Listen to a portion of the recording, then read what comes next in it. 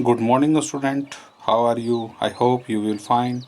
Now let us discuss new concept about the force. So, what the effect of force we will study in this chapter. So, previous classes we explain about the introduction of force, and now what are the effect of force we will study about it. Now start about effect of force. So आप देख सकते हैं कि force से क्या क्या effect हो सकते हैं। तो पहला जो इफेक्ट है, मेक एन ऑब्जेक्ट मूव। अगर आपका कोई ऑब्जेक्ट रेस्ट में है, कंसिडर करिए कि एक बॉडी है जो कि रेस्ट अवस्था में है। अब इस पर हमने अप्लाइड फोर्स किया, बॉडी मूव करके एक पोजीशन से दूसरे पोजीशन में मूव कर गई बाय अप्लाइंग ए फोर्स। इसका मतलब अगर कोई बॉडी रेस्ट में है और उस पर हम फोर्स लगाते हैं तो वो मूव कर जाती है।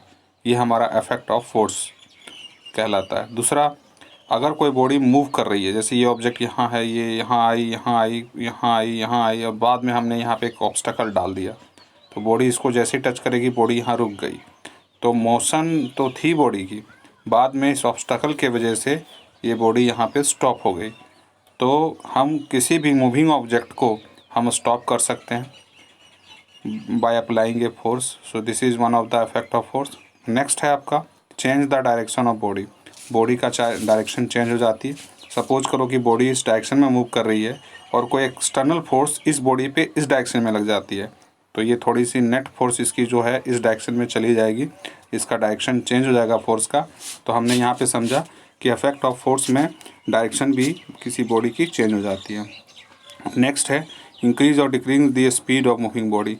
इस बॉडी का स्पीड हम घटा भी या बढ़ा भी सकते हैं। जैसे मान के चलिए कि आप एक बाइसाइकिल चला रहे हैं और जिसकी स्पीड है 20 मीटर पर सेकेंड, अपने और एक्स्ट्रा एनर्जी लगाई, मस्कुलर एनर्जी लगाई, आपकी स्पीड हो गई 30 मीटर पर सेकेंड, और फिर आपने एक और एक्स्ट्रा एनर्जी लगाई तो आपकी स्पीड हो गई 40 मीटर पर सेकेंड।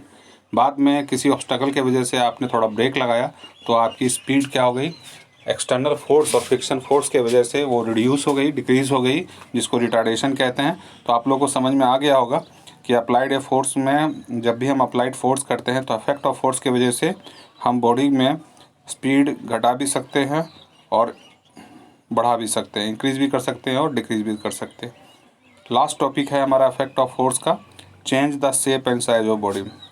बॉडी की हम शेप और साइज़ बदल सकते हैं, बदला जा सकता है। तो हम बॉडी की अप्लाइड फोर्स, हम बॉडी की शेप एंड साइज़ बदल सकते हैं। फॉर एग्जांपल, अगर आपके पास एक बड़ा सा बैलून है और इसको हम चारों तरफ से कंप्रेस करते हैं, कंप्रेस करने के बाद हम देखते हैं कि इसकी शेप एंड साइज़ चेंज हो जाती है। तो आप लोग समझ में आ गया होगा कि शेप और साइज़ भी हमारा चेंज हो जाता है।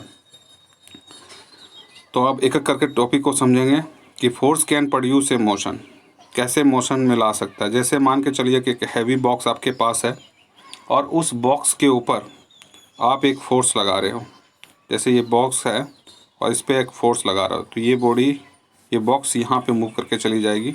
तो अप्लाइड फोर्स की वजह से इसको हम क्या ला दिए, मोशन में ला दिए। पहले क्या था, ये रेस्ट में था, तो हम इसको मोशन में ला दिए। तो इस बॉडी को या तो हम पुश करेंगे या तो हम पुल करेंगे। तो दो तरह का फोर्स हम इस पर लगा रहे हैं, आइदर वी पुलिंग इट और either pushing it. So two type of force we applied on that body to move. So आपको समझ में आ गया होगा कि अगर बॉडी को मोशन में लाना है तो हमको फोर्स की ज़रूरत पड़ती है। नेक्स्ट हमारा है force can stop A motion. इसके बारे में भी हम आपको पहले डिस्कस कर चुके हैं कि सपोज कीजिए कि ये बॉडी ऐसे मूव कर रही है एक पर्टिकुलर डायरेक्शन में, हमने बीच में एक ऑब्स्टेकल लगा दिया तो बॉडी यहाँ से मूव नहीं कर पाएगी, और यहाँ पे हमने देखा कि एक्सटर्नल फोर्स की वजह से इस बॉडी में स्टॉप हो, ये बॉडी हमारा स्टॉप हो गया। नेक्स्ट हमारा टॉपिक है force can change speed of A motion. अब आपको पता है, जैसे आप टेनिस वगैरह खेलते हैं, यहाँ पे एग्जांपल देख सकते हैं, दिया हुआ है एग्जांपल आपका, ये टेनिस, जब ये बॉल जहाँ पे हिट हुई होगी तो उस समय का मोशन सबसे ज़्यादा होगा, धीरे धीरे इसकी मोशन कम होती जाएगी। तो आपको समझ में आ गया होगा कि इस तरह से स्पीड, इस पार्टिकल्स, इस बॉल की स्पीड धीरे धीरे नेक्स्ट जो यहाँ पे सेकंड पार्ट में जो पर्सन खेल रहा होगा उसके पास थोड़ी स्पीड कम जाएगी, और जब ये हिट किया होगा तो सबसे ज़्यादा स्पीड रही होगी। तो यहाँ पे आपको दिखा होगा कि फोर्स चेंज कर सकता है स्पीड ऑफ मोशन के। और अगर वो दूसरा पर्सन यहाँ से फिर हिट करता है उस बॉल को जो यहाँ पे आया हुआ है, उसकी यहाँ पे मैक्सिमम फोर्स लगेगी और यहाँ पे मैक्सिमम वेलोसिटी ये गेन करेगा। धीरे धीरे फिर ये वेलोसिटी घटते हुए इस साइड में जाएगी।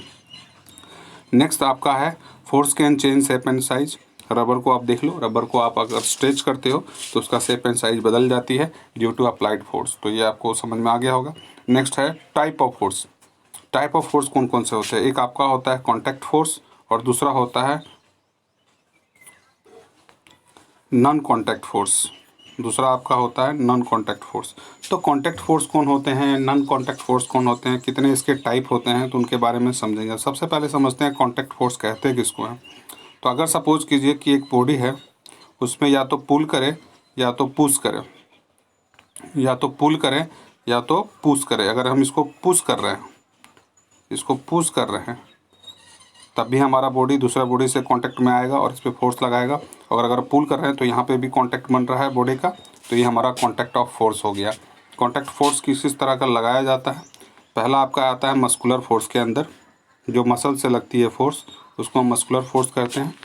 जैसे कोई पर्सन अपने ऊपर कंधे पे ऊपर रखा हुआ एक सामान को कैरी आउट करता है, तो वहाँ पे उस मस्कुलर फोर्स लग रही है और कांटेक्ट हो रहा है उस दो बॉडी के बीच में, जिसको आप कैरी कर रहे हो, वो हमारा मस्कुलर फोर्स कहलाता है। फ्रिक्शन फोर्स क्या होता है? वो force that oppose motion of an object is called friction force. अगर कोई मोशन किसी बॉडी की है और उसको रोकने की जो फोर्स लगती है, जो रोकती है इस फोर्स को, उसको हम फ्रिक्शन फोर्स कहते हैं। नेक्स्ट है हमारा mechanical force. The force produce by A machine, जो मशीन के द्वारा फोर्स लगती है उसको मैकेनिकल फोर्स कहते हैं। नेक्स्ट है नॉन कॉन्टैक्ट फोर्स, जो नेक्स्ट क्लास में हम डिस्कस करेंगे नॉन कॉन्टैक्ट फोर्स क्या होती है। Thank you very much.